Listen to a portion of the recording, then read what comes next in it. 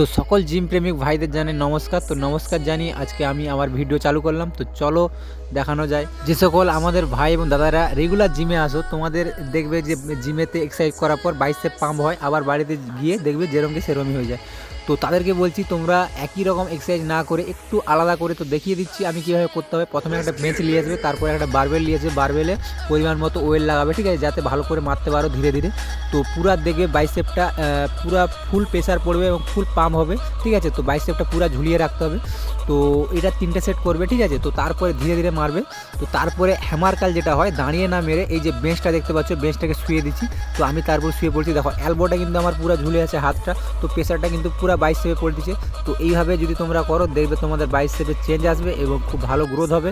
তো এইটা ট্রাই করতে পারো তোমরা জিমেতে। তো তারপর নেক্সট আমরা যেটা দেখবো, যেটা রিভার্স বারবেল কাল, যেটা আমরা ওটা তোমরা রডেও মারতে পারো। তো আমি এটা কেবিলে মেরে নিলাম, ঠিক আছে। তো বেঞ্চটাকে ঠিকঠাকভাবে প্রথমে লাগিয়ে নিবে, ঠিক আছে। তারপরে পরিমাণ মতো একটা ওয়েট নিয়ে দেখছো এলবোটা কিন্তু পুরো সোজা থাকবে, লক থাকবে। তো ধীরে ধীরে এইভাবে কিন্তু তোমরা করতে পারো, দেখবে তোমাদের বাইসেপে কিন্তু ভালো চেঞ্জ আসবে। তো লাস্টে পিচার কার্ডটা দিয়ে শেষ করবো। তো পিচার কার্ডটা কিন্তু বাইসেপের পিকের জন্য খুব ভালো কাজ করে।